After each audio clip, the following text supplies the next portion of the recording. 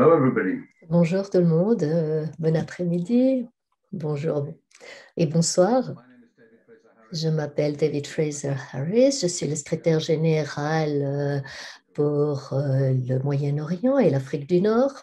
Et avant de commencer notre programme, j'aimerais vous rappeler la traduction. On a l'interprétation en français et en russe. Et si vous avez besoin de l'interprétation, alors trouvez le bouton en bas de votre écran et cliquez sur lui et vous choisissez la langue qui vous convient. Pour des questions et des réponses, parce que nous aurons une session vers la fin de questions et réponses. Utilisez le bouton Q et R. Une fois de plus, bienvenue. C'est la conférence des dirigeants. C'est une série de la FPU. Nous avons eu de nombreuses conférences tout au long des années. L'année passée, cette année, nous aurons une autre série en juin, juillet et août. Donc, la première des trois conférences, c'est celle que nous avons maintenant et qui s'appelle Vers la réunification pacifique de la péninsule coréenne, paix, sécurité. Et ça fait partie d'une série globale et que nous faisons dans le monde entier, et donc en même temps qu'en Europe et au Moyen-Orient, et pour présenter celle de l'Europe et du Moyen-Orient. Je vais vous présenter le président pour l'Europe et le Moyen-Orient. C'est Dr Katsumi Otsuka. Il est de nationalité japonaise. Il est diplômé de l'université de Kanazawa et aussi du séminaire théologique de l'unification. Il a été président du mouvement étudiantin. Au Japon, il a organisé des conventions mondiales, initié des rencontres entre les étudiants du Japon, de la Corée, de la Russie et de la Chine dans les années 80-90. Il a aussi été président de la Fédération des familles au Japon et président de la corporation pour construire le tunnel entre Corée et Japon et dirigeant de nombreuses organisations axées sur la réunification de la péninsule coréenne. Il est actuellement président de la Fédération pour la paix universelle en Europe et au Moyen-Orient. Alors, recevons notre orateur qui va nous donner la vision de ce programme, Dr Katsumi Otsuka, avec son discours d'ouverture. Bonjour à tous. Chers invités, éminents présentateurs, leaders religieux et politiques, spécialistes des médias et chefs d'entreprise, chers ambassadeurs de paix, au nom de la Fédération universelle pour la paix universelle d'Europe, du Moyen-Orient et d'Eurasie, j'ai le grand plaisir de vous accueillir à cette conférence internationale de leadership en ligne 2021 dont le thème est la réunification pacifique de la péninsule coréenne, la paix et sécurité. Comme vous le savez, la FPU a été fondée par feu le révérend Sun Myung-moon et son épouse Hak Ja-han-moon en 2005 avec la vision d'organiser un conseil mondial de dirigeants. Ils se sont consacrés au mouvement pour la paix tout au long de leur vie. Ils ont créé un grand nombre de mouvements et d'organisations pour la paix dans le monde entier. Cette conférence 2021 auquel vous assistez est une série d'événements organisés simultanément dans le monde qui ont pour thème commun la paix dans la péninsule coréenne et qui commémorent les 30 ans de la visite de nos fondateurs à Pyongyang en Corée du Nord en 1991. Les accords conclus lors du sommet tels que c'est vraiment incroyable qu'ils aient eu une rencontre avec le Nord-Coréen Kim Il-sung, qui une fois avait essayé de tuer Sun Myung-moon. Et les accords conclus lors du sommet, tels que l'utilisation pacifique de l'énergie nucléaire et les échanges culturels entre la Corée du Sud et du Nord, sont devenus une sorte de cadre fondamental de la diplomatie nord-coréenne envers la Corée du Sud dans les années 90. Chers participants, Les deux fondateurs de la FPU sont nés dans ce qui est aujourd'hui la Corée du Nord pendant les 40 ans de domination japonaise. Ils ont connu la Seconde Guerre mondiale et la guerre de Corée qui a divisé le pays entre le Nord et le Sud. Ils ont tous deux été réfugiés pendant la guerre de Corée et même après la guerre. C'est l'un des facteurs qui les a motivés à travailler sans relâche pour la paix et l'unification par le dialogue et le respect mutuel. Le 25 juin est le jour du déclenchement de la guerre de Corée en 1950.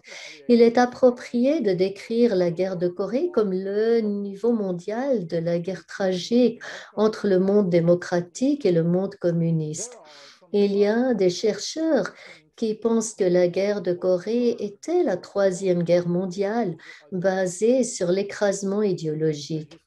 Les archives historiques de la guerre nous disent que 3,5 millions de personnes sont mortes dans cette guerre. Comme elle a causé des dommages inimaginables aux habitants de la Corée, leur désir de paix et de stabilité est très fort. Si l'on considère l'histoire de la Corée, sa situation géopolitique a entraîné d'énormes difficultés pour le pays et le peuple coréen. Il est nécessaire de dire que les conflits intérieurs coréens ont également été très graves tout au long de l'histoire. Le récent conflit politique sud-coréen doit être un grand défi pour la réunification pacifique de la péninsule.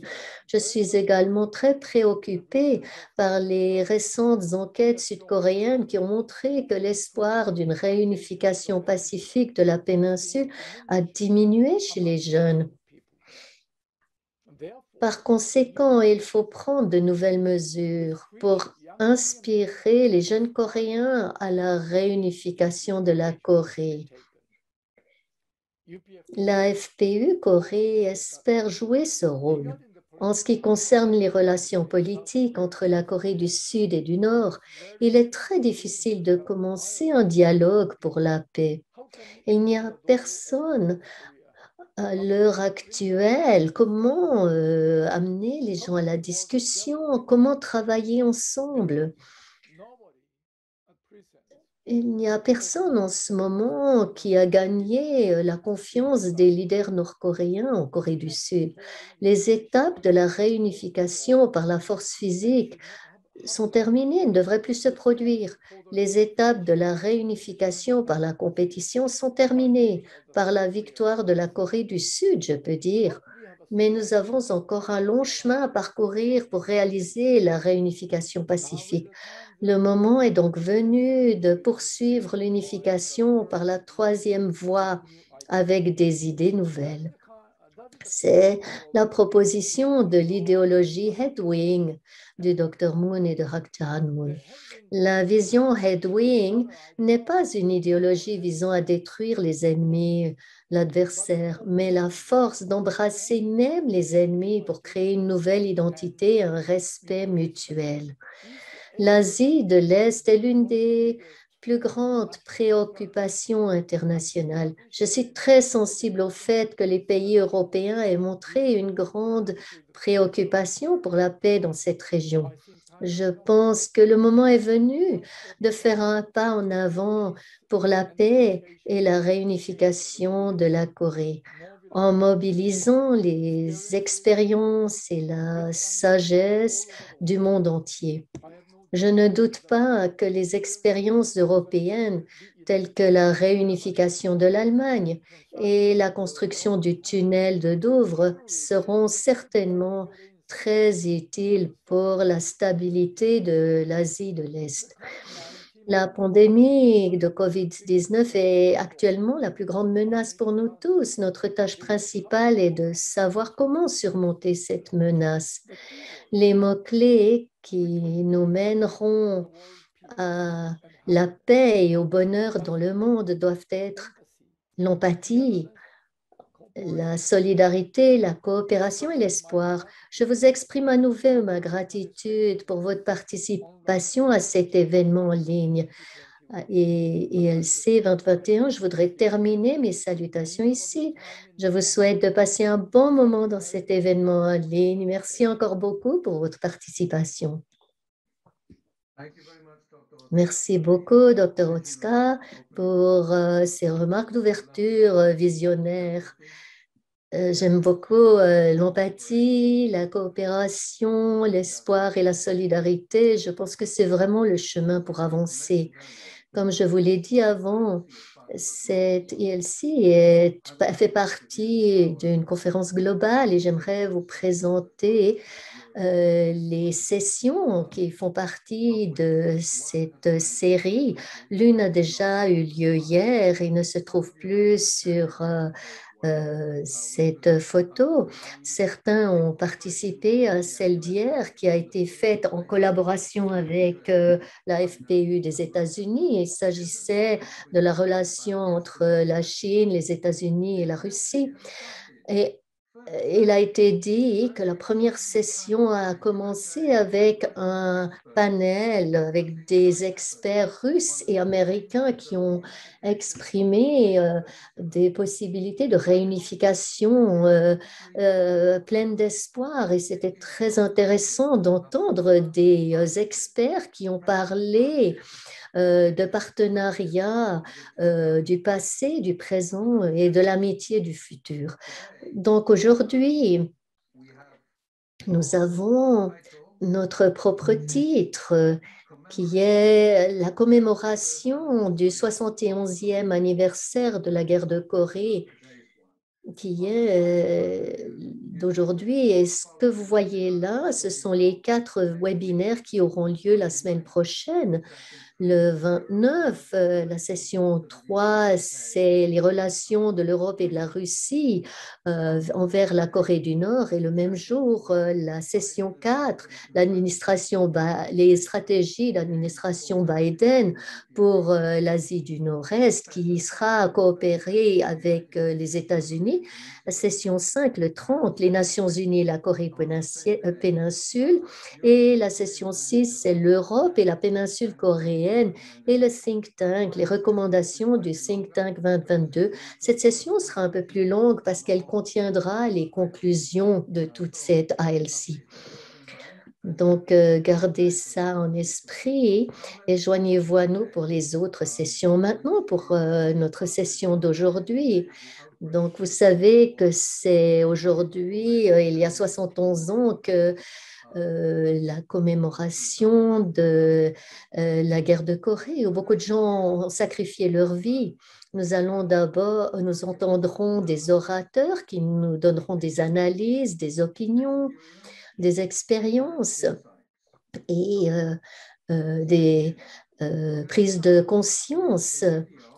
Nous commencerons avec une vidéo de la guerre de Corée. C'est une vidéo de 5 minutes du temps de la guerre de Corée.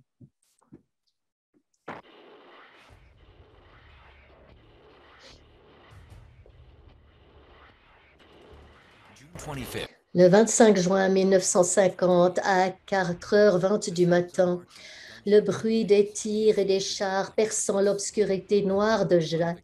Sous le soutien attentif de l'Union soviétique et de la Chine communiste, les communistes nord-coréens lancent une attaque surprise contre le Sud, ce qui marque le début de l'horreur qu'est la guerre de Corée. Avec les chars de l'Union soviétique en tête, l'armée nord-coréenne franchit le 38e parallèle.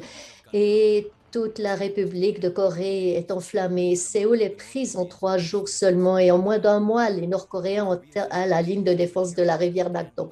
La situation de la Corée du Sud était aussi précaire qu'une bougie vacillant au vent.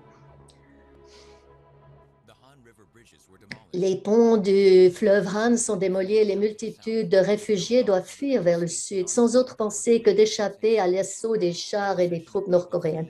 La procession de personnes fuyant pour survivre se poursuit sans fin.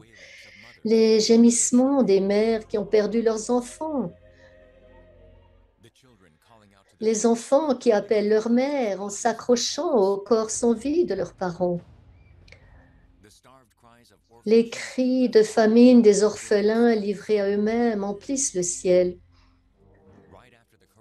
Juste après le déclenchement de la guerre de Corée, après avoir inspecté la ligne de défense du fleuve Han, le général MacArthur fait un rapport au président américain Truman. Les États-Unis doivent envoyer leurs troupes sans délai. En entendant ce rapport, le président Truman prend immédiatement la décision d'envoyer des troupes américaines. Si cette décision d'envoyer des soldats américains avait été retardée, ne serait-ce que de 3 jours, le président Truman n'aurait pas été en mesure de prendre une décision.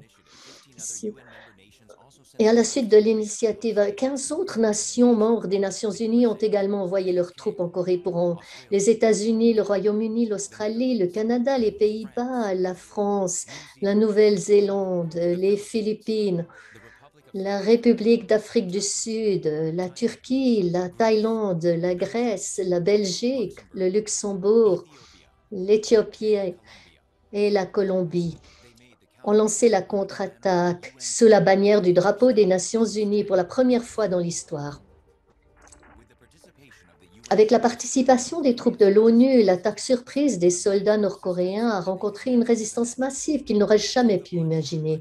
Grâce au sang versé par les courageux soldats qui criaient « Nous nous défendrons ou nous mourrons », la ligne de défense de la rivière Nakton a été défendue jusqu'au bout. Le 15 septembre 1950, le général MacArthur a lancé le débarquement d'Incheon qui a été le point tournant de la guerre. Soudain, l'armée rouge chinoise a traversé la rivière Yalu et la guerre de Corée a entré dans une nouvelle ère. Plus de 190 000 soldats des Nations Unies qui ont participé à la guerre ont été sacrifiés. Cette guerre a presque marqué la fin de la Corée. Pour la première fois, l'indépendance et la liberté d'une nation ont été défendues sous la bannière du drapeau des Nations Unies. Les courageux soldats des 16 nations membres des Nations Unies sont venus dans un pays étranger dont ils ne connaissaient pas le nom et ont versé leur sang pour sa liberté. Notre liberté a été acquise grâce au sacrifice de ces héros de guerre. Les 3 années de guerre nous ont enlevé tout ce que nous avions. Nous avons perdu nos enfants, nos parents, nos frères et sœurs, et la base sur laquelle nous pouvions continuer à vivre. Plus de 3 millions de personnes ont été tuées ou blessées. Ce fut la guerre la plus violente, celle qui a laissé derrière elle le plus grand nombre de victimes en un temps record dans l'histoire de l'humanité. À l'époque où nous vivions dans la douleur et la souffrance sur les ruines causées par la guerre, le monde ne percevait la Corée que comme une nation où régnait la pauvreté, la famine et les orphelins.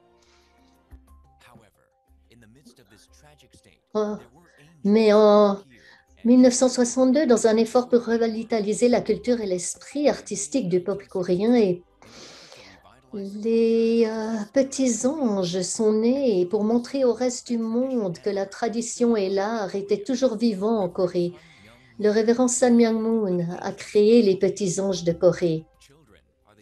Les enfants sont le symbole universel de la paix qui surmonte les difficultés dans un pays qui se remettait encore de la guerre.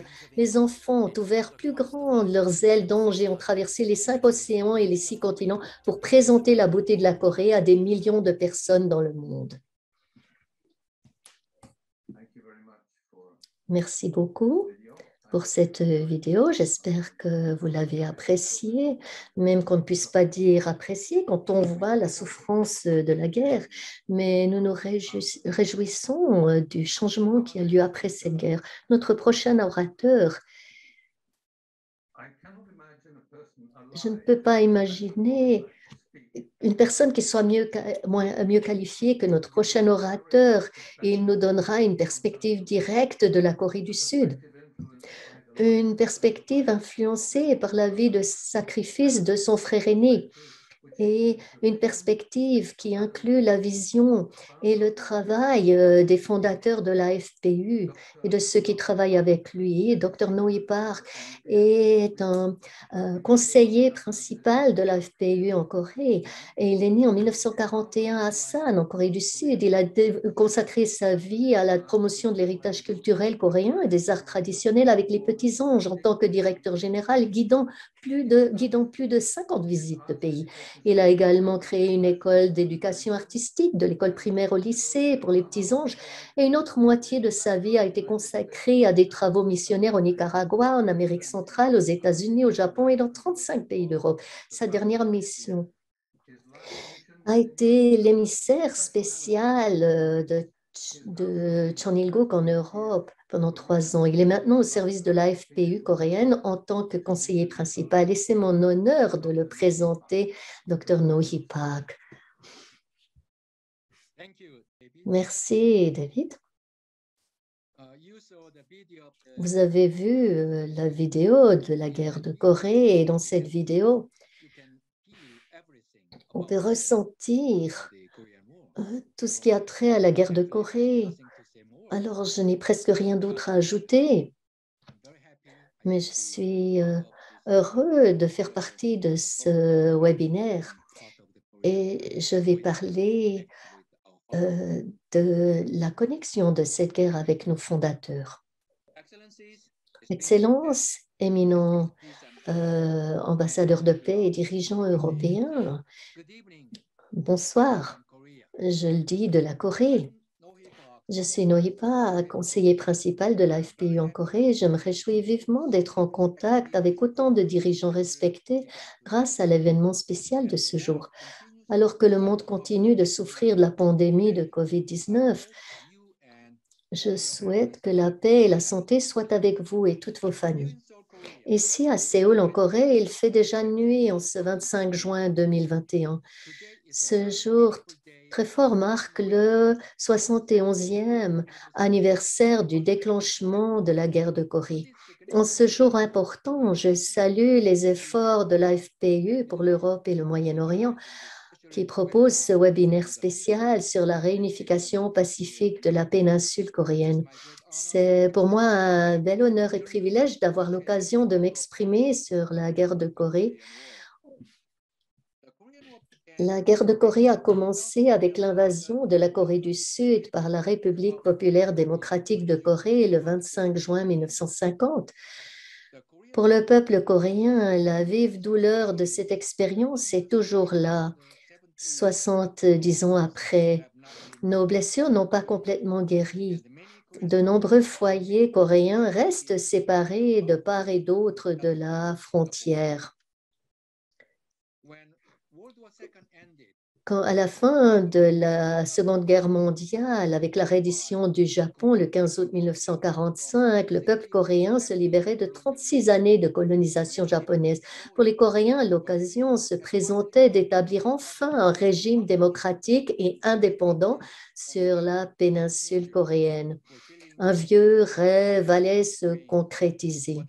Mais à l'époque, les Coréens ignoraient les desseins des 4 grandes puissances, les États-Unis, la Grande-Bretagne, l'Union soviétique et la Chine. S'étaient déjà entendus sur l'occupation de la péninsule coréenne et sa partition de part et d'autre du 38e parallèle. Si la division de l'Asie du Nord-Est avait été une nécessité pour le règlement d'après-guerre, le bon sens aurait voulu que le Japon, l'agresseur dans la guerre, soit divisé. Au lieu de cela, on divisa la péninsule coréenne, c'est-à-dire la victime du joug colonial japonais. Les Coréens avaient déjà tant souffert. Cette division de leur pays les frappa de façon encore plus tragique. En 1948, l'Union soviétique retira ses troupes de Corée du Nord et en 1949, les États-Unis retirèrent leurs troupes du Sud. Deux régimes idéologiquement ennemis se dressaient face à face sur la péninsule. Alors que le régime communiste du Nord se consolidait, les déchirements sociaux et idéologiques allaient grandissant dans le Sud démocratique.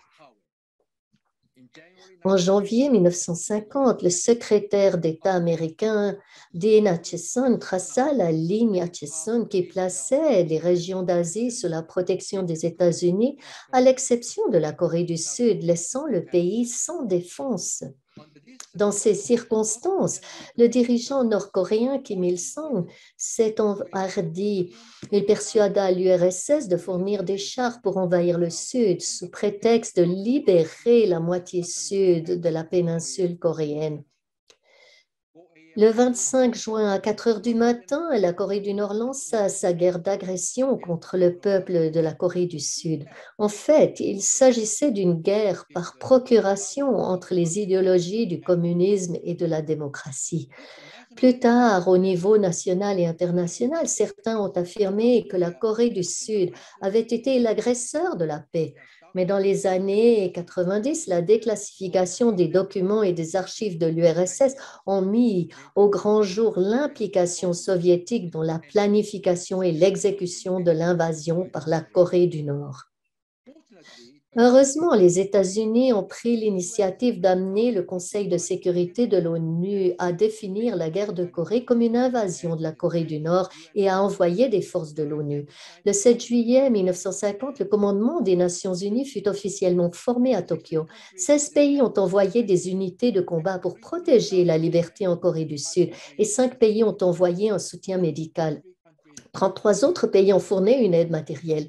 Ainsi, 5 ans seulement après la fin de la Seconde Guerre mondiale, une autre guerre internationale à grande échelle se déroulait dans la péninsule coréenne, impliquant 54 pays.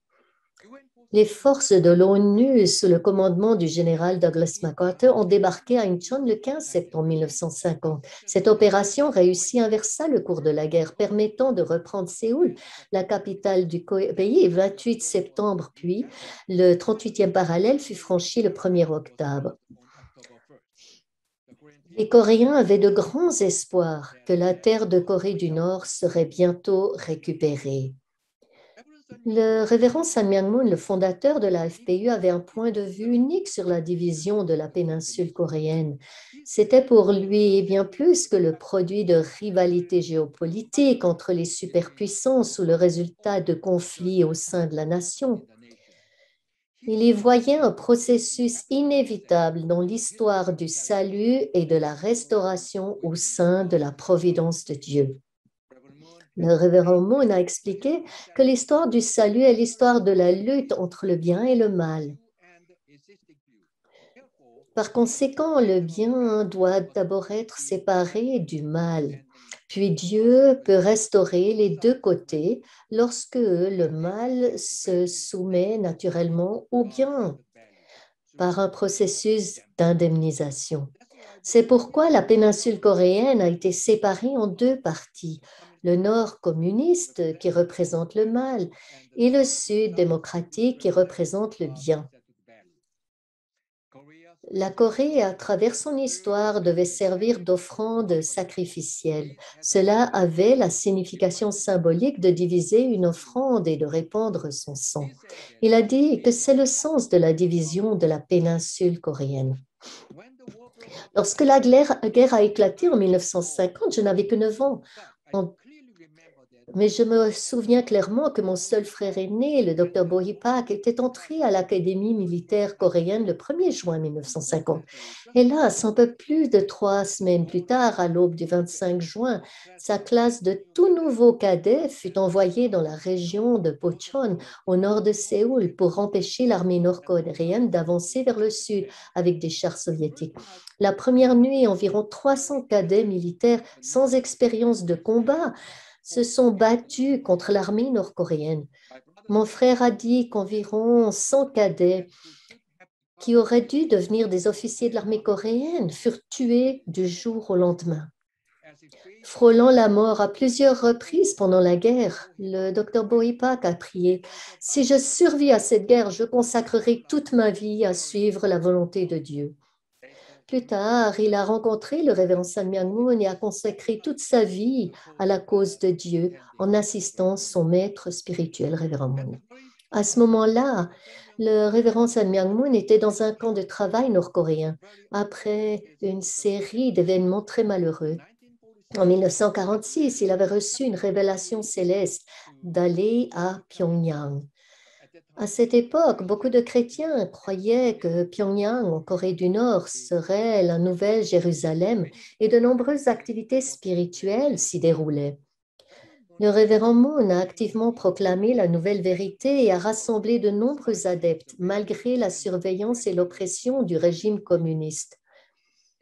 En 1948, cependant, il a été accusé d'être un espion pour le Sud et a été condamné à 3 ans d'emprisonnement au camp de travail de Hungnam. En octobre 1950, alors que le vent de la guerre tournait contre la Corée du Nord, les gardes décidèrent d'exécuter tous les détenus.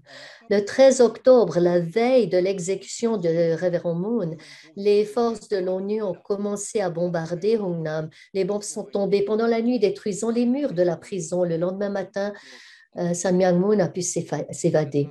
À l'époque, les Coréens espéraient encore que les forces sud-coréennes et de l'ONU avanceraient vers le nord et réunifieraient le pays. Mais en décembre, les forces communistes chinoises ont rejoint la guerre. Ils ont attaqué en masse, utilisant la tactique de la vague humaine de l'armée chinoise. Incapables de les arrêter, les forces sud-coréennes et de l'ONU se plièrent de nouveau vers le sud. Le 4 janvier, Séoul fut reprise par les forces communistes tragiquement. En décembre 1950, le froid glacial en Corée du Nord et les tactiques de l'armée chinoise firent de nombreuses victimes des deux côtés. Des opérations d'évacuation à grande échelle du territoire nord-coréen furent lancées, entraînant des souffrances et des épreuves indescriptibles. La guerre de Corée a commencé le 25 juin 1950 et s'est terminée après 3 années de combats acharnés le 27 juillet 1953 lorsqu'un accord d'armistice a été signé. Les combats se sont arrêtés là où ils ont commencé, près du 38e parallèle. Mais des centaines de milliers de soldats nord-coréens et sud-coréens s'étaient affrontés de part et d'autre de cette ligne. C'est désormais la zone la plus lourdement armée du monde. Une ligne de trêve qui peut être rompue à tout moment a replongé les deux parties dans la frénésie de la guerre. Je pense que c'est la guerre de Corée qui a vraiment divisé le Nord et le Sud. Elle a durci et renforcé la confrontation intercoréenne. De plus, la Corée du Nord est désormais politiquement coupée du monde en raison de sa quête d'armes nucléaires. Elle constitue une menace pour la paix du monde. En 1961, mon frère aîné, Dr. Bohee Pak, fut affecté comme assistant de l'attaché militaire à l'ambassade de Corée à Washington. À l'époque, partout où il allait, la Corée ne renvoyait qu'une image de pays en guerre, affamés, peuplés d'orphelins, au grand désespoir de mon frère. Nul ne connaissait l'héritage culturel et artistique de la Corée vieux de 5000 ans. Il pensait que pour surmonter cela, nous devons montrer au peuple du monde notre riche héritage culturel et la beauté de notre art, aussi difficile que cela puisse paraître. Il finit par envoyer une lettre au révérend Moon à Séoul en Corée, suggérant de créer une troupe de danse folklorique coréenne. Le révérend Moon a immédiatement accepté l'idée et en 1962, il a fondé la compagnie de danse folklorique d'enfants baptisée les Little Angels, les petits anges. Ainsi fondés, les Little Angels ont entamé leur première tournée mondiale en 1965.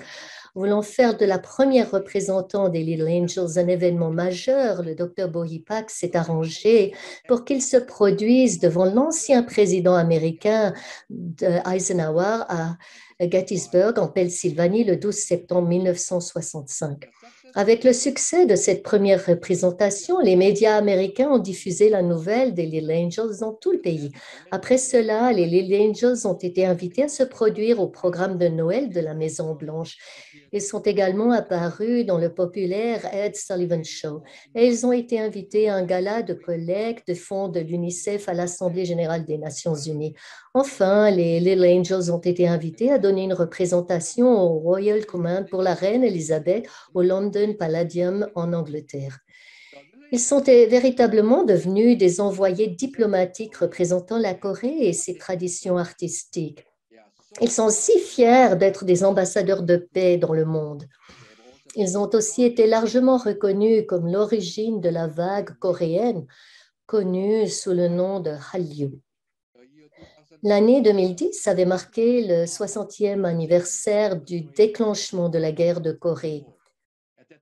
À cette époque, le révérend Moon a proclamé qu'il enverrait les Little Angels dans les 16 pays qui avaient dépêché des forces en Corée sous le drapeau de l'ONU et les 5 pays qui avaient fourni une aide médicale. Il voulait exprimer l'amour et la gratitude du peuple coréen pour ses sacrifices pendant la guerre de Corée. En Corée, on n'oublie jamais la générosité d'autrui. Cette tournée était une entreprise majeure à laquelle ni le gouvernement ni aucune grande entreprise n'avait jamais pensé. Le révérend Moon a déclaré que sa propre vie avait été sauvée lorsque les forces de l'ONU l'ont libéré du camp de prisonniers de Hungnam. À travers les magnifiques chants et danses des Little Angels, il a voulu exprimer ses remerciements à tous les anciens combattants et au peuple des pays qui ont soutenu la Corée dans ces moments difficiles.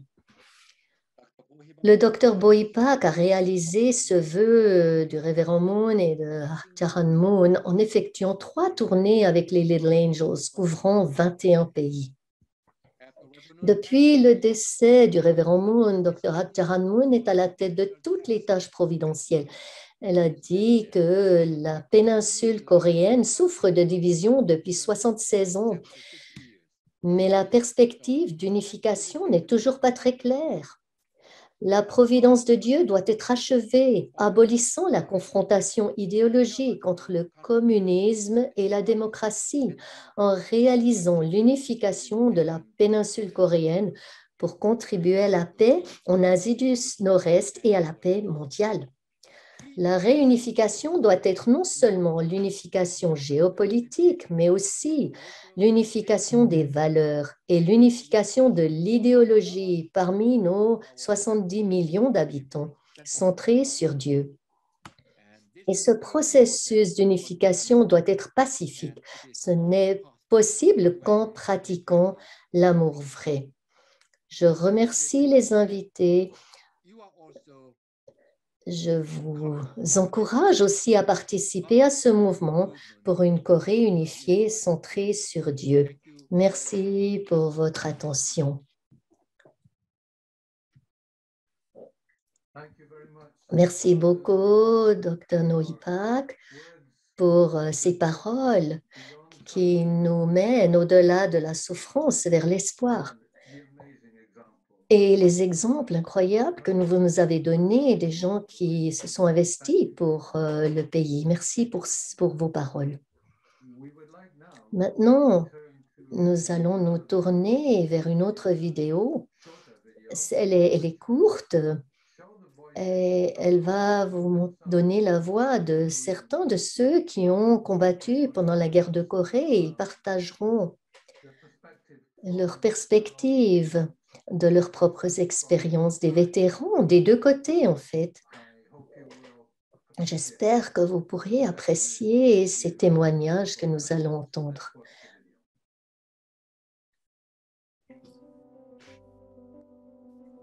Il y a 70 ans, la douleur et le chagrin de la guerre de Corée ont été guéris et surmontés par les sacrifices et le dévouement de vous tous qui êtes venus de l'autre côté de la mer. Vous n'êtes pas oubliés. Votre noble sacrifice et votre dévouement nous ont permis de mettre de côté nos souffrances et de nous tenir debout à nouveau.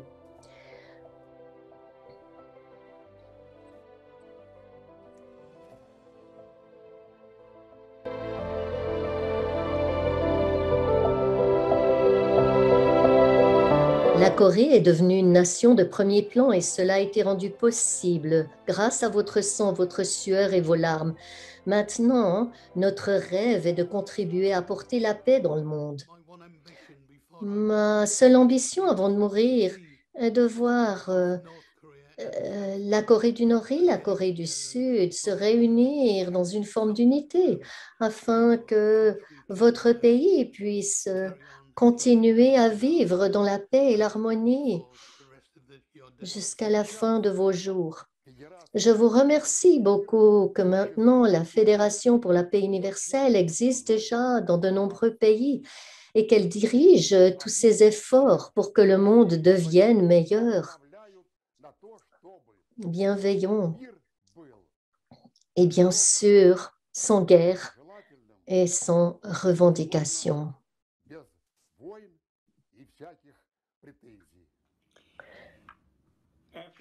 Ensuite, je suis retournée en Corée j'ai vu que le peuple coréen était heureux. J'ai vu que nous avions fait quelque chose pour le peuple coréen. Et oui, madame, cela valait la peine de perdre plus de 100 soldats en Corée.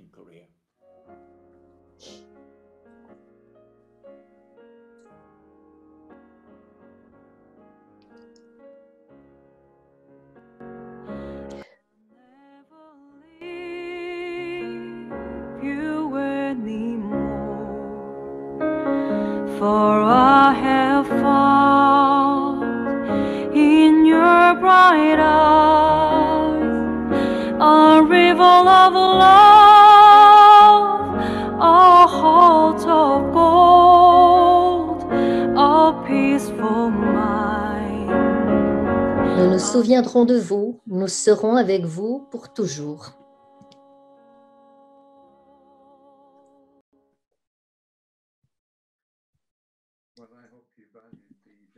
J'espère que vous avez apprécié cette vidéo que nous venons de voir aujourd'hui. C'est un jour pour se remémorer le sacrifice des gens, surtout de ceux qui n'ont pas survécu. Nous avons entendu des vétérans. Maintenant, nous allons entendre la voix d'une jeune. Il faut regarder pour le futur. Et notre prochaine oratrice est titulaire d'un baccalauréat en relations internationales. C'est Mélanie Komagata qui a un baccalauréat en relations internationales de l'Université de Genève et fait actuellement sa maîtrise en études d'Asie orientale. Elle est mariée à un citoyen coréen et écrira sa thèse sur la péninsule coréenne.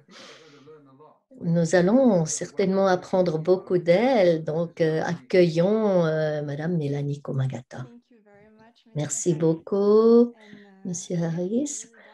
Oui, je suis très heureuse de pouvoir partager au sujet de cette guerre la vision historique. Et j'aimerais d'abord remercier Dr. Noïpak pour son témoignage profond et merci de me permettre de parler aujourd'hui. Donc, premièrement, je vais vous montrer ce dont je vais parler dans ma présentation. On m'a demandé de donner des réponses à 3 questions et la première, c'est quel contexte historique et quels motifs ont conduit à cette guerre fratricide, cette guerre entre 2 frères. Deuxièmement, pourquoi tant de nations relativement se sont investies pour cette nation relativement inconnue? Et finalement, au sujet de l'accord d'armistice, pourquoi est-ce que ça a pris plus de 18 mois pour que les signataires signent enfin la convention d'armistice? Donc, 3 parties avant la guerre de Corée, et dans le contexte de la guerre froide et finalement la convention d'armistice et les conclusions. Et je vais faire de mon mieux de ne pas répéter tout ce qui a déjà été si bien expliqué par Dr. Noïpak et je vais tâcher d'être aussi neutre que possible, montrer des points de vue des deux côtés, des deux camps, de manière à pouvoir comprendre les deux, la Corée du Nord et la Corée du Sud pour la réunification. Avant la guerre de Corée, c'est important de savoir que la Corée était un pays unifié pendant des centaines d'années, pendant les dynasties de Koryo, de Joseon. Le territoire était semblable à ce qu'il serait d'une Corée réunifiée. Aussi, pendant la colonisation du Japon, c'était aussi un pays qui avait un territoire unifié semblable. Donc, les Coréens partagent une longue histoire d'unité politique. Donc, pourquoi est-ce que la Corée a été divisée et pourquoi cette guerre fratricide s'est-elle produite? Un point important, c'est de savoir que pendant la période coloniale, il y avait déjà des tensions. Certains étaient pour l'indépendance et d'autres soutenaient le colonisateur japonais. Et j'aimerais donner des exemples de deux leaders importants de cette époque. C'était Kim Il-sung, qui est devenu plus tard le leader de la Corée du Nord, et Syngman Rhee, qui est devenu le président de la République de Corée. Kim Il-sung faisait partie des rebelles et des guérillas qui étaient contre l'impérialisme japonais en Mandchourie pendant l'invasion japonaise de Mandchourie en 1931 et aussi pendant la Deuxième Guerre sino-japonaise. Et aussi, il a lutté contre les communistes chinois, aux côtés des communistes chinois. Et pour Syngman Rhee, il a étudié aux États-Unis et puis il avait un lien très fort au monde occidental. Il est ensuite devenu le président du gouvernement en exil à Shanghai de 1919 à 1945. Et nous voyons que ces deux personnes avaient un point très fort en commun, c'est que tous deux se battaient contre les Japonais et pour l'unification. Euh, les Coréens ont lutté les uns contre les autres dans l'armée, dans l'armée impériale, même dans des troupes des États-Unis. Donc c'est intéressant de voir qu'il y avait déjà différentes idéologies. Mais ce n'était pas seulement le cas en Corée, c'était le cas dans beaucoup de pays, même en Europe, en France, en Italie, en Allemagne. Il y avait ces tensions à cause des différentes croyances et idéologies. Mais ce qui a vraiment divisé la Corée, pas seulement, c'est ce qui a été décidé lors de la conférence de Yalta et aussi la conférence de Potsdam à la fin de la Deuxième Guerre mondiale. Et à l'époque, le président des Nations Unies a proposé à Staline de partager la Corée entre les gagnants de la guerre. Et, et ça a été fait sans consulter le peuple coréen. Et en plus, une ligne de démarcation a été marquée au 38e parallèle en août 1945, lors de l'indépendance de la Corée après la capitulation japonaise. La Corée est devenue indépendante. Mais peu à peu, la Corée était de nouveau dans les mains des superpuissances et sous la tutelle des États-Unis et de l'Union soviétique, les États-Unis au sud et l'URSS au nord. Ce qu'on oublie souvent, c'est que ces deux superpuissances avaient le but au départ de réunifier la Corée et de permettre au gouvernement d'être indépendant et démocratique. Mais malheureusement, les deux superpuissances n'ont pas réussi à trouver un consensus pour le futur de la Corée. Et dans ce contexte de guerre froide, il y a eu beaucoup de mésententes. Et ça a mené au fait que les États-Unis ont demandé à l'ONU d'intervenir pour avoir des élections supervisées.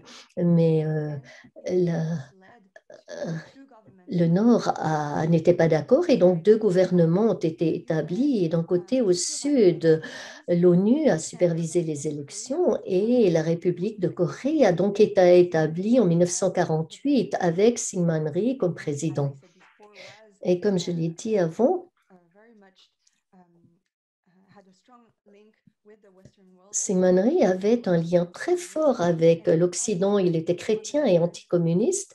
Et de l'autre côté, au nord, la Corée du Nord a été établie avec Kim Il-sung comme leader et il était pro-soviétique. Mais seulement la République de Corée, donc la Corée du Sud, a été reconnue par l'ONU comme gouvernement légitime. Et tout ça a amené beaucoup de chaos sur la péninsule coréenne. Premièrement, les peuples coréens se sentaient très malheureux de cette division et parfois aussi des leaders. Et ça a amené de nombreux conflits aussi à la frontière du 38e parallèle. Et malgré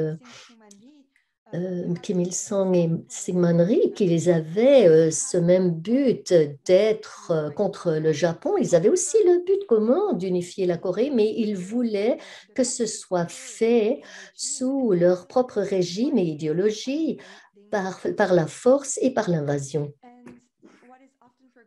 Et ce qu'on oublie souvent, c'est Syngman Rhee a aussi demandé aux États-Unis de les soutenir à envahir le Nord, mais les États-Unis n'ont pas accepté, à moins que justement la Corée du Sud soit attaquée. Un autre élément, c'est l'alliance entre Kim, Staline et Mao. Kim et Mao avaient une relation très spéciale puisque Kim a lutté avec les communistes dans la guerre de Mandchourie et donc ils étaient conscients du but d'envahir le Sud. Et ce n'était pas aussi facile au début, mais qui m'a demandé de nombreuses fois à l'Union soviétique et finalement Staline a donné sa permission d'envahir le Sud et a donné son soutien militaire.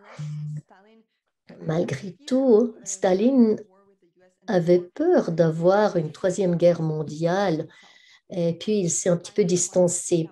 Et un point de plus qui a déjà été mentionné, c'est cette ligne Hutchison qui n'incluait pas la Corée.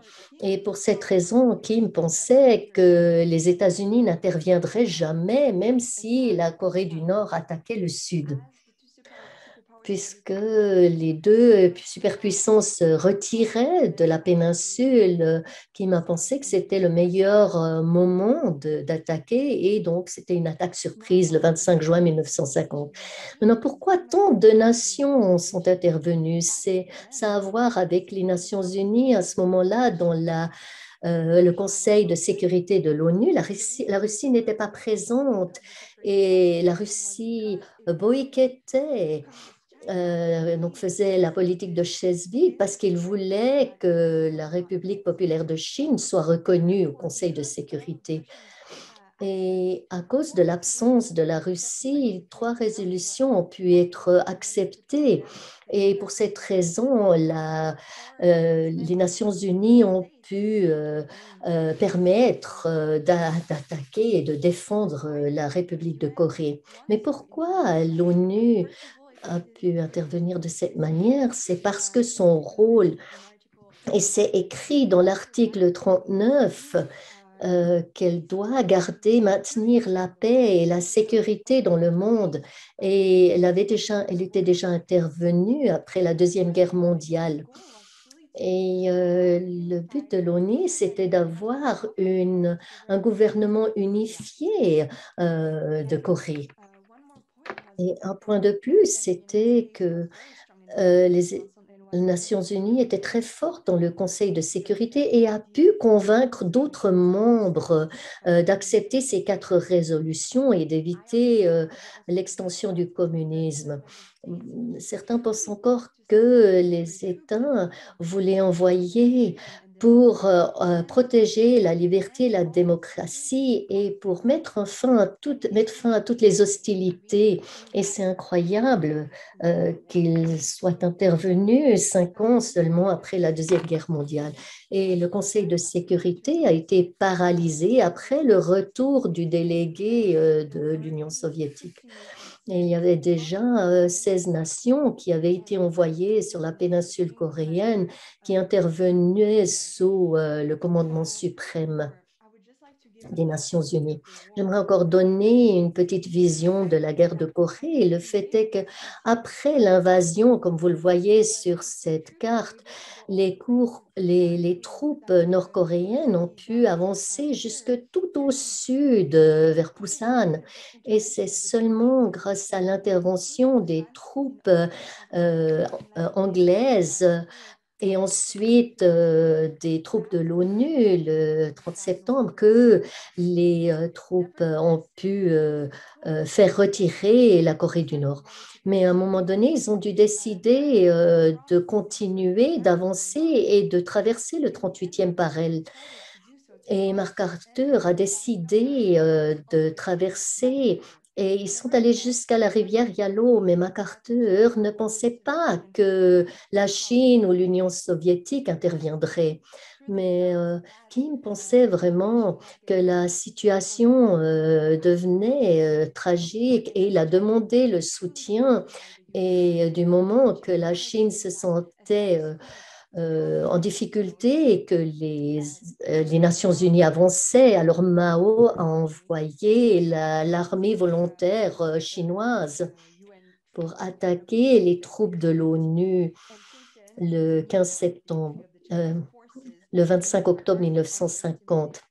Et MacArthur a sous-estimé la Chine et aussi que les troupes de l'Union soviétique soutiendraient finalement, elles ont pu ramener la situation au 38e parallèle.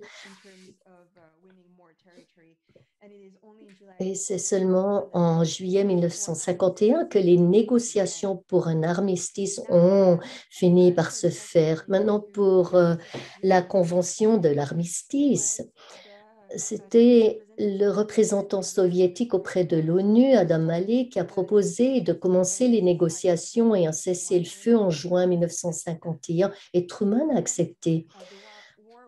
Et la guerre était dans l'impasse en juillet 1951 et les négociations ont commencé entre les partis où les Nations Unies, représentées par les États-Unis, la République de Corée, la Corée du Nord et la Chine. Mais il y avait de nombreux désaccords dans les négociations. La Chine voulait retourner au statu quo et, et garder que les États-Unis s'en aillent de la Corée. De plus, ils n'étaient pas d'accord sur les prisonniers de guerre. La Chine ne les considérait pas comme importants. Et des historiens ont écrit à ce sujet que les leaders coréens manquaient de connaissances sur les négociations d'armistice. Et ça a créé des tensions entre les différents partis. Et les États-Unis et l'ONU voulaient euh, et ne voulaient pas maintenir une ligne, ils voulaient réunifier la Corée sous leur propre gouvernement, avec l'espoir d'avoir une meilleure position et motiver toutes les parties à presser l'ennemi, à exercer de la pression sur l'ennemi. Les négociations ont été interrompues à plusieurs reprises et les attaques ont continué. Finalement, il y a eu un point en avant lorsque Mao a persuadé Kim d'accepter le statu quo. Et il y a eu une concession sur les prisonniers de guerre, alors que les communistes ont finalement accepté que ces prisonniers de guerre devaient être rapatriés et qu'on pouvait en prendre soin par les nations neutres. Et finalement, on a eu un cessez-le-feu en juillet et la guerre, en tout cas le conflit armé a pris fin avec la convention d'armistice à Panmunjom le 27 juillet 1953. Malheureusement, les signataires n'ont pas inclus la République de Corée. Et à cause de ça, et aussi parce qu'il n'y a pas eu un traité de paix signé, les deux parties sont encore en guerre, pratiquement. Donc, on a un statu quo avec la division de la Corée, mais ce n'est pas la même chose qu'au 38e parallèle. Mais la zone démilitarisée est pratiquement la même et les deux gouvernements existent encore et les deux Corées sont encore en guerre. Et un point de plus, c'est que la commission de supervision des nations neutres a été créée par l'armistice. Et il y avait 4 nations qui étaient présentes sur la zone démilitarisée pour maintenir la paix. Malheureusement, à cause des conflits et des attaques armées, et particulièrement en mer, il y a eu nombreuses tensions entre les deux Corées. J'aimerais conclure maintenant avec le fait que l'histoire n'est pas absolue. Il y a différentes opinions, même dans les articles qu'on lit, et des conclusions qui paraissent totalement opposées les unes aux autres. Et puis, il y aurait encore tellement de choses à dire et à découvrir. J'aimerais recommander que vous lisiez tous beaucoup plus à ce sujet. Il y a tellement de littérature à ce sujet. C'est très important de savoir plus pour permettre la réunification de la Corée. Et il y a la réalité que cette guerre a été prolongée. Il y a eu de nombreuses décisions qui ont été prises. Et s'il y avait eu un meilleur dialogue, on aurait pu éviter une guerre aussi longue et avec tant de vies sacrifiées. Il y a aussi eu un grand investissement humain, beaucoup de destruction, la destruction totale de la Corée, 3 millions de victimes, dont la moitié des civils. Et une chose qu'on oublie souvent, c'est que les deux parties étaient responsables pour la perte de la vie de tous ces gens. On pense parfois que ce sont les communistes qui ont causé toutes ces vies, mais il y a aussi les bombardements américains et les autres troupes qui doivent aussi prendre la responsabilité de cela. Et ce qui est incroyable, c'est que tant de pays sont venus en Corée, même s'ils ne connaissaient pas ce pays, et qui voulaient sauver ce pays et protéger la liberté et la démocratie. Et finalement, j'aimerais encore terminer comment surmonter le conflit entre les deux Corées pour que la réunification se produise. C'est important que les deux Corées trouvent un nouveau paradigme qui aille au-delà de leurs intérêts nationaux et idéologiques et qu'aussi les jeunes peuvent être impliqués dans ce dialogue. Et bien sûr, les puissances extérieures doivent aussi être incluses dans les négociations et elles doivent voir l'intérêt du peuple coréen avant leurs propres intérêts. Tout le monde veut la paix. Et à la fin, en fin de compte, c'est le fait de pouvoir sacrifier notre propre ego et notre intérêt personnel et national pour la Corée. J'aimerais terminer là. Et si quelqu'un veut savoir plus au sujet des articles, il y a énormément de références. Donc, vous pouvez prendre contact avec moi. Merci beaucoup. Merci beaucoup, Madame Mélanie Komagata, pour cette vision. J'ai beaucoup appris à ce sujet. Nous allons maintenant passer à des questions pour nos deux panélistes.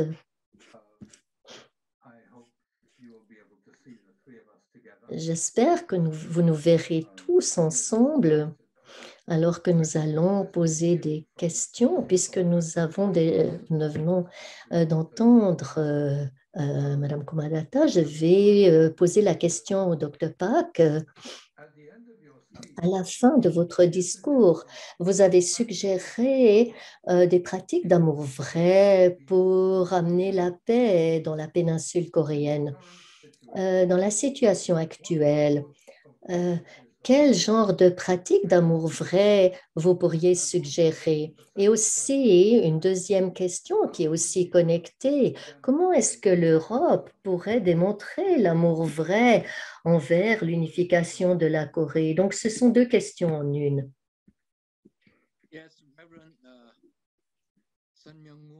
Oui, le révérend Sun Myung-moon, le fondateur de la FPU, a parlé souvent de la réunification de la péninsule coréenne. Il a toujours mis l'accent sur le fait de les aimer, bien sûr.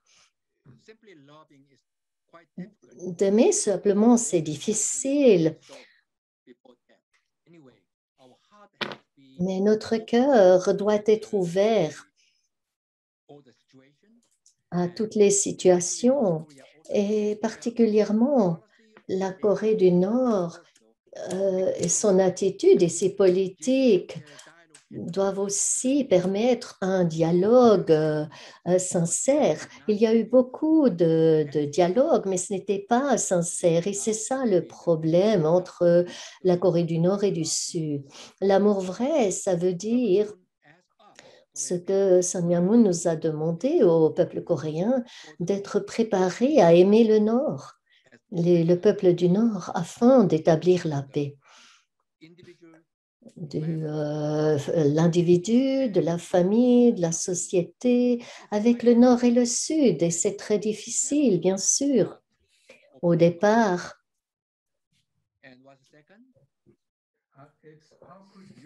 et comment l'Europe peut démontrer l'amour vrai? L'Europe a un grand potentiel d'offrir des solutions dans l'unification de la Corée du Nord et du Sud, parce que de nombreux pays en Europe communiquent avec les deux côtés, pas seulement avec le Sud, mais aussi avec le Nord. Donc il y a les deux endroits et ils peuvent faire une bonne connexion avec le Nord et le Sud. Donc les pays européens et les gouvernements européens sont très importants pour la réunification future de la péninsule coréenne.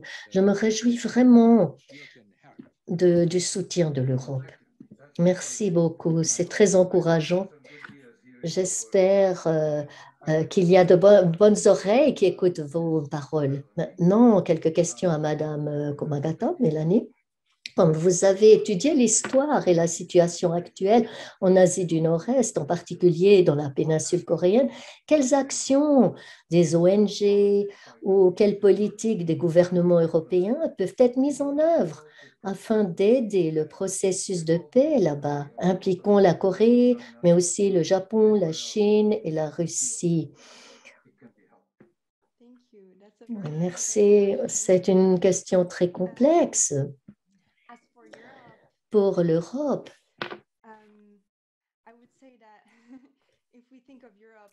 si nous pensons à l'Europe comme l'Union européenne, c'est un peu difficile puisque l'Union européenne n'est pas neutre. Mais en opposition à d'autres pays en Europe, par exemple la Suisse ou la Suède, qui sont deux pays neutres, et qui sont dans une position dans la zone démilitarisée et dans cette commission de supervision des nations neutres, elles peuvent vraiment jouer un rôle majeur. Par exemple, la Suisse pourrait aussi jouer un rôle en suggérant à la Corée d'avoir un système fédéral, un système neutre. Et ceci pourrait établir un lien et de consensus entre les deux Corées. Je ne sais pas si j'ai répondu aux questions. Vous avez aussi parlé des ONG. Mhm.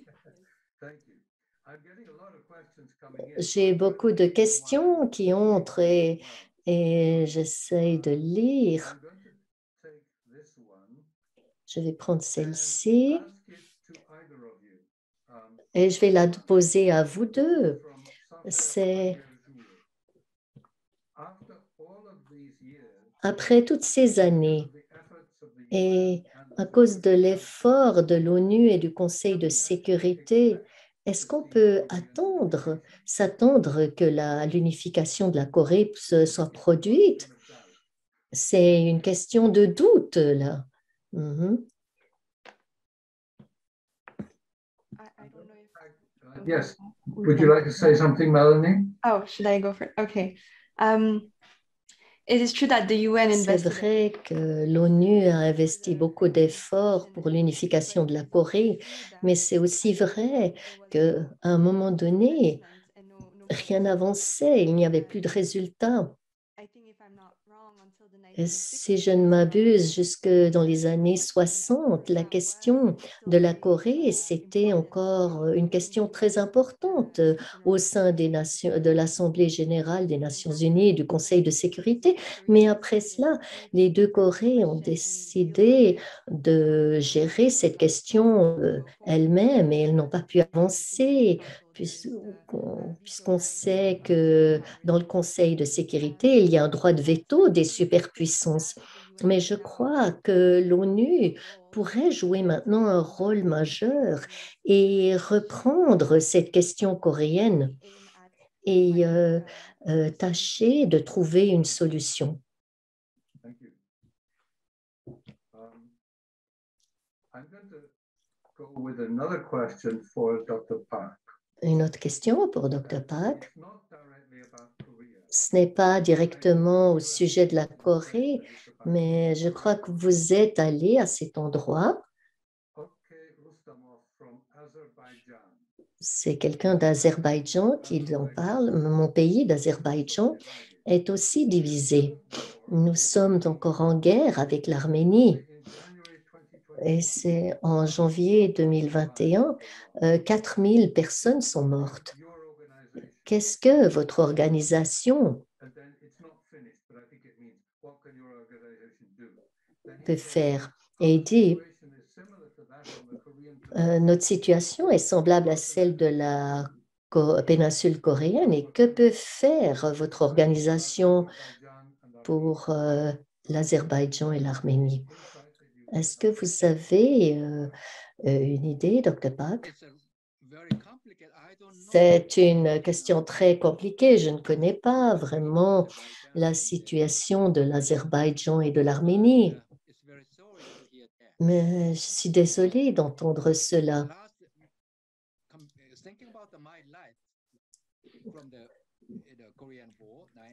Quand je pense à la guerre de Corée, quand j'avais 9 ans, jusqu'à présent, nous pensons toujours à la guerre, à cette possibilité de la guerre.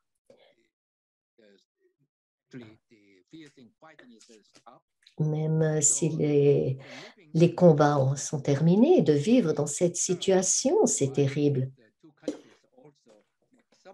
Donc, j'espère que ces deux pays, l'Arménie et l'Azerbaïdjan, vont trouver une solution pour rétablir la paix et que ce soit une situation confortable pour les gens des deux pays. Je ne peux pas parler d'une solution particulière à ce problème. Désolée. Mais parfois, l'approche que vous avez prise montre que nous amenons le bon résultat à résoudre les problèmes. J'ai encore de nombreuses questions, mais nous sommes presque atteint la fin. Je vais encore redemander une question. C'est au sujet des jeunes. J'ai vu plusieurs questions à ce sujet. Je vais choisir celle-ci. Le docteur Otsuka a mentionné la diminution de l'intérêt de la jeunesse sud-coréenne pour l'avenir de l'unification avec le Nord. Quel est votre conseil à ces jeunes? La situation en Corée du Sud est complexe. Si nous regardons la situation de la société en Corée du Sud, les jeunes sont sous pression. Il y a tellement de la compétition, même dans les écoles et aussi sur le marché du travail. Et il y a tellement de problèmes de société, un taux de naissance bas et de mariage et beaucoup de suicides, beaucoup de jeunes n'ont pas de travail. Et tous ces éléments exercent beaucoup de pression sur les jeunes qui ne voient pas le point positif de réunifier.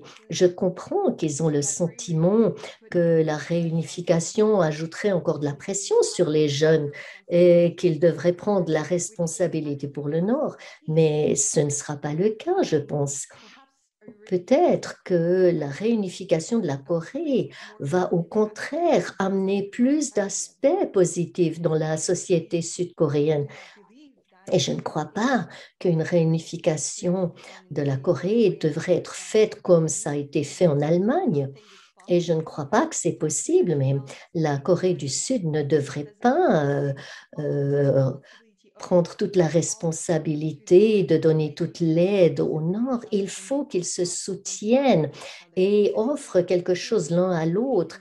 Et voir la réunification de cette manière pourrait apporter l'espoir aux jeunes qui verraient les aspects positifs. Et si je peux juste encore ajouter un élément, récemment, j'ai vu un témoignage d'un réfugié nord-coréen en Corée du Sud. Il a dit qu'il a fait tout son possible, il a sacrifié sa vie pour avoir la liberté en Corée du Sud. Mais malgré tout, une fois qu'il était en Corée du Sud, il était malheureux.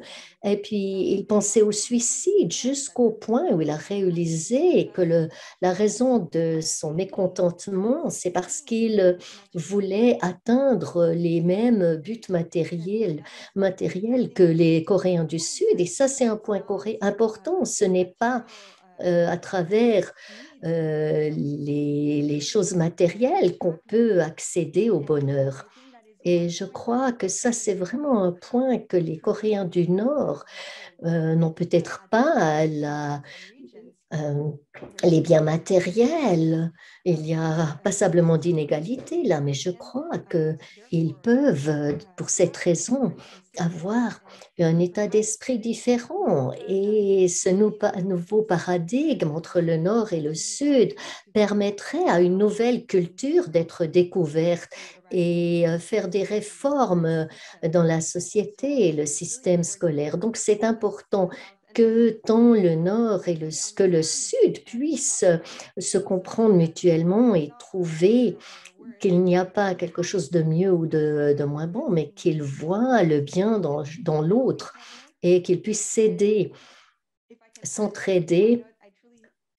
Je crois vraiment que le sport, la culture et les arts sont un moyen d'accomplir ça. Hein, par exemple, les Jeux olympiques en 2018 à Pyeongchang, c'était un grand pas. Et j'espère qu'en 2021, à Tokyo, ce sera également le cas, d'être côte à côte. Merci. Tu nous as donné une note très pleine d'espoir. Merci beaucoup. Je vais mettre fin à la session de questions-réponses. Merci à tous les deux pour votre investissement. J'étais vraiment reconnaissant. J'apprécie beaucoup que vous ayez pris le temps. Il y a des gens qui donnent un discours et disparaissent, mais vous êtes restés jusqu'au bout. Alors, nous allons terminer maintenant avec nos derniers orateurs. Donc, je vais présenter Monsieur Jacques Marion, qui est citoyen français, mais né au Cameroun. Il a travaillé pendant 12 ans avec les programmes du mouvement d'unification en Afrique, et puis ensuite de nombreuses années en Chine en tant que vice-président de la Fondation internationale pour l'éducation. Et après ça, il était en Eurasie, en Moscou, et il est actuellement coprésident de l'AFPU Europe et Moyen-Orient et président de l'AFPU France. C'est un homme qui a beaucoup à dire et il va dire beaucoup en peu de temps. Accueillons M. Jacques Marion. Merci beaucoup. Merci, Dr. Pak, Dr. Otska, chers panélistes, Mélanie et chers participants. Merci pour vos présentations d'aujourd'hui.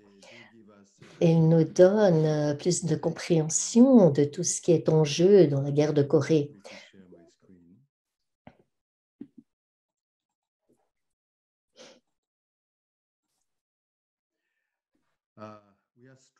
Nous sommes frappés par le contraste entre cette nation relativement inconnue qui a été dévastée par la guerre et qui est devenue en peu de décennies une des nations qui s'est hissée au premier plan et les plus influentes du monde. Nos fondateurs, Dr. et Mme Moon, qui sont nés en Corée, notre organisation, la FPU, a donc ses racines spirituelles dans ce pays. Et la réunification de la péninsule est l'un de nos objectifs principaux. C'est pourquoi, en conclusion, permettez-moi de partager brièvement ma compréhension. Ce n'est pas complet, c'est juste une vision générale sur cette question basée sur la vision de nos fondateurs. Stratégiquement, située en Asie du Nord-Est, entre la Chine, le Japon, la Russie et les États-Unis, la Corée est appelée à jouer un rôle important au XXIe siècle, alors que le centre de gravité du monde se déplace progressivement vers la région Asie-Pacifique. Ces quatre grandes puissances se disputent l'influence et la souveraineté, comme nous l'avons entendu dans les présentations précédentes. Leur compétition a provoqué la division de la péninsule coréenne en 1945 et contribue dans une large mesure à l'impasse actuelle. Cependant, le miracle, la péninsule coréenne va jouer un rôle important dans ses mémoires. Dr. Moon décrit le rôle de la Corée par rapport à ces grandes puissances comme celui du roulement à billes d'une machine. Vous savez, la petite pièce qui permet aux différentes parties de la machine de tourner harmonieusement. Un roulement à billes est fait du métal le plus solide et le plus résistant.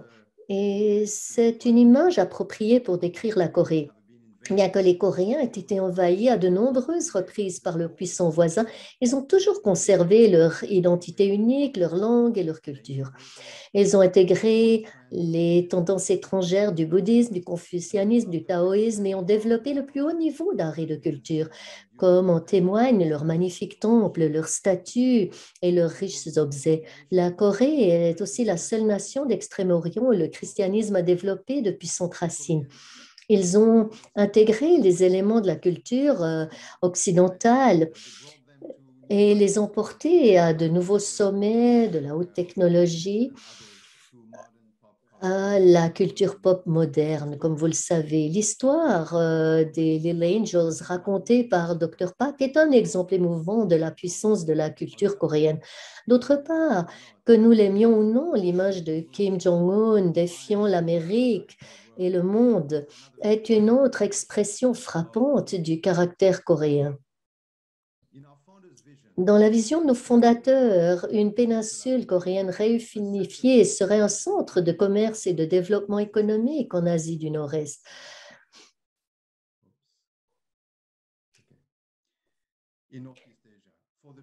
Pour le bénéfice du monde entier. Cette vision s'incarne dans le projet de la route internationale de la paix qui commence par un tunnel entre le Japon et la Corée, puis relie d'une part la Chine, l'Asie et l'Europe, et d'autre part la Russie et le continent américain par un tunnel au détroit de Bering. Or, la division de la péninsule coréenne au 38e parallèle est une barrière qui bloque cette dynamique et limite considérablement le potentiel de développement de la région. Les tentatives de réunification ont douloureusement échoué jusqu'à présent, comme vous l'avez entendu, à tel point que le terme même de réunification, et je le sais par expérience, est considéré avec suspicion par de nombreux Coréens parce que il y a eu beaucoup d'expériences pénibles de réunification par la puissance militaire, comme nous l'avons vu dans la guerre de Corée, qui était une erreur, et aussi la réunification par la compétition de pouvoir qui ne mène à rien, même si la Corée du Sud est une super puissance économique, elle est bloquée par la supériorité nucléaire de la Corée du Nord. Donc la troisième voie promue par nos fondateurs est celle où la confiance est établie par la coopération centrée sur différents chemins. On s'accompagne mutuellement sur ce chemin, ce processus, en se centrant sur des valeurs communes qui sont incarnées par la culture coréenne. Il y a 30 ans, lorsque Dr. et Mme Moon sont allés rencontrer Kim Il-sung à Pyongyang, ils se sont embrassés et lui ont offert tout le soutien économique qu'ils pouvaient rassembler. Ils ont tenu cette promesse en créant la première usine de voitures en Corée du Nord, en construisant un hôtel et en développant d'autres projets humanitaires, et gagnant ainsi la confiance du leader nord-coréen. Et à sa mort, le révérend Moon a été honoré de la plus haute distinction par le gouvernement nord-coréen. Jusqu'à aujourd'hui, Madame Moon a reçu une invitation permanente en Corée du Nord. Ils ont ils sont chrétiens et chaque fois ils parlent de cet exemple de Jacob et Ésaü. Vous vous souvenez du frère cadet Jacob qui a presque été tué par son frère aîné, mais qui a pu gagner le cœur de son frère en lui offrant toutes ses possessions. Et finalement, il a pu reconnaître, Ésaü a pu reconnaître la face de Dieu dans son frère. Et lorsque Dr. Moon est allé rencontrer Kim Il-sung, il est allé avec cette stratégie en esprit. Et c'est ça le fondement de notre travail. Et c'est ce que Dr. Bohee Pak a mentionné. C'est cet amour vrai d'investir et de créer la confiance en vivant pour autrui. Ça, c'est la fabrique de voitures qui a été créée en 1998 après cette rencontre. Et beaucoup d'hommes d'affaires ont organisé cette première entreprise de voitures en Corée du Nord. Les fondateurs de la FPU prônent depuis longtemps la coopération entre les deux Corées, qu'il s'agisse d'activités humanitaires, projets religieux, sportifs ou culturels. Un exemple remarquable a été la visite à Pyongyang en 1998 des Little Angels pour un programme culturel conjoint avec une troupe de danse nord-coréenne. Il s'agissait du premier échange culturel entre les deux pays depuis la guerre et il a jeté les bases de la première rencontre entre les deux présidents coréens, Kim Dae-jung et Kim Jong-il en 2000. Cependant, la division au 38e parallèle n'est pas seulement une ligne militaire ou une division politique, c'est aussi comme Dr. Noe Pak en a parlé, c'est une ligne de confrontation entre les idéologies, celle qui opposait l'Est et l'Ouest pendant la guerre froide. Et au 38e parallèle, cette ligne est encore forte et l'un des facteurs est la lutte idéologique opposant, pour le dire brièvement, ce que le Nord appelle son idéologie juche ou idéologie de l'autosuffisance, c'est l'idéologie de la démocratie libérale du Sud. La conviction de nos fondateurs est que la réunification doit être traitée également au niveau idéologique, en affirmant qu'il ne peut y avoir de paix véritable sans Dieu, et ils reconnaissent que la paix doit être construite sur la base d'une coopération politique et économique.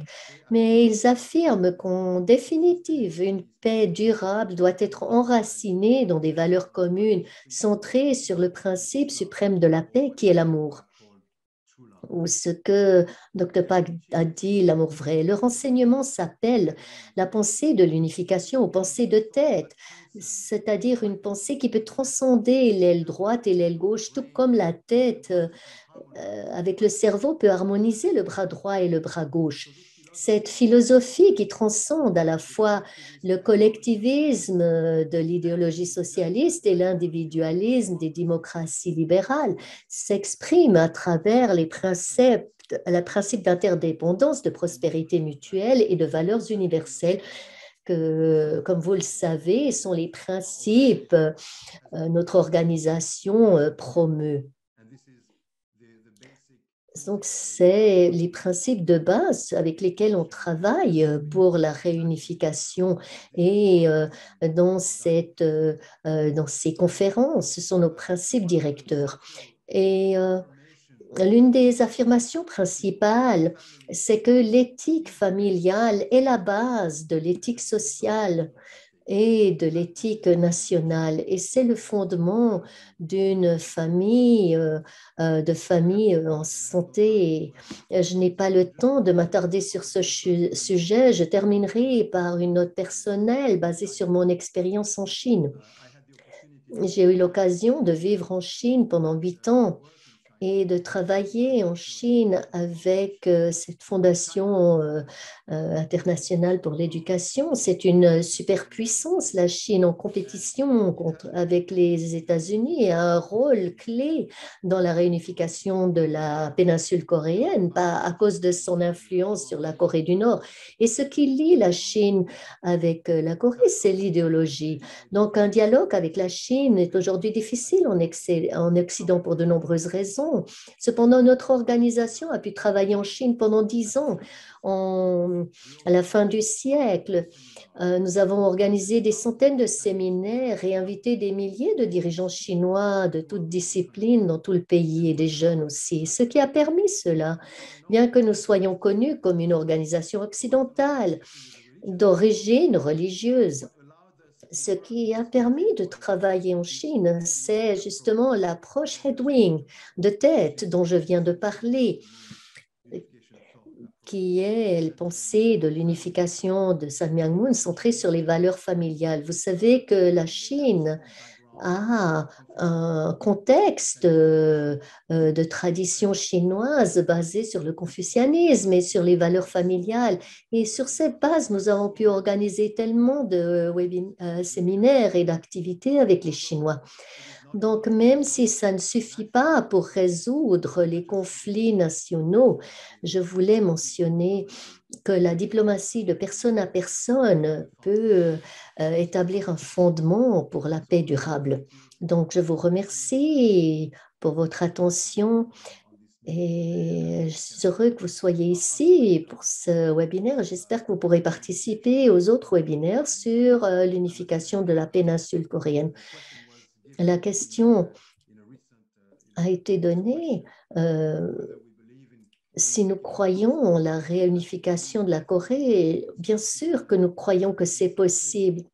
J'ai même entendu que des scientifiques ont mentionné que ce n'est pas un thème facile, ça prend du temps, ça prendra un processus, mais nous croyons que la réunification est inévitable et donc nous devons travailler pour la faire se produire puisque le monde entier est venu en Corée et s'est battu en Corée. C'est la responsabilité de la FPU de ramener le monde ensemble et soutenir la réunification de la Corée. Et c'est ce que nous faisons à travers cette conférence internationale ce mois-ci, le prochain mois et encore en août. Merci beaucoup pour votre attention. Merci beaucoup, Monsieur Marion, pour vos paroles d'encouragement. C'est une perspective encourageante et c'est quelque chose que nous avons entendu de Madame Mélanie Komagatin quand elle a dit que nous avons besoin les uns des autres, le Nord et le Sud. Que le Nord et le Sud s'embrassent et nous arrivons à la fin et nous allons montrer une chanson finale des Petits Anges. Mais avant, j'aimerais inviter nos panélistes et le staff à se joindre à nous pour un salut, une salutation finale. Donc, mettez votre caméra pour saluer, dire au revoir. Merci de vous être joints à nous et continuer à maintenir l'esprit d'espoir. Nous allons avoir un impact. Merci de vous être joints à nous alors que nous écoutons la musique. N'oubliez pas, le 29 et le 30 juin, il reste 4 webinaires. Merci pour votre participation et bonne journée encore.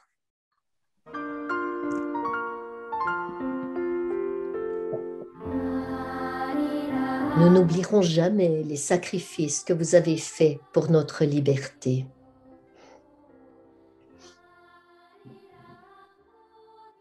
Et merci.